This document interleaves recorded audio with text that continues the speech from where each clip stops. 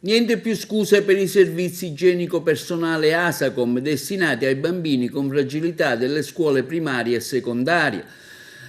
Approvato un emendamento all'Assemblea regionale siciliana che stanzia 2 milioni di euro. Ad affermarlo il deputato regionale, presidente della Commissione speciale di indagine e di studio per il monitoraggio dell'attuazione delle leggi, onorevole Carmelo Pullara.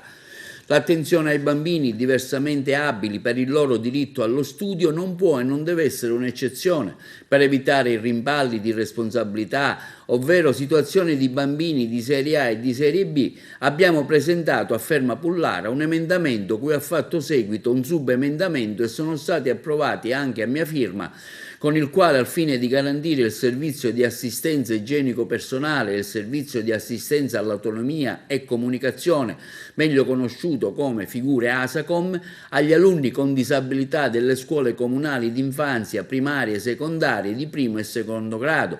Abbiamo autorizzato lo stanziamento di 2 milioni di euro per l'esercizio finanziario 2021 destinato a quei comuni interessati, da ripartire secondo le modalità che saranno individuati dall'assessore per la famiglia, le politiche sociali e il lavoro. Sempre su questo tema, continua Pullara, in questi mesi mi sono impegnato personalmente come presidente della commissione speciale di indagine dell'attuazione delle leggi e ho promosso numerose audizioni dove più volte abbiamo trattato il problema per trovare la soluzione definitiva.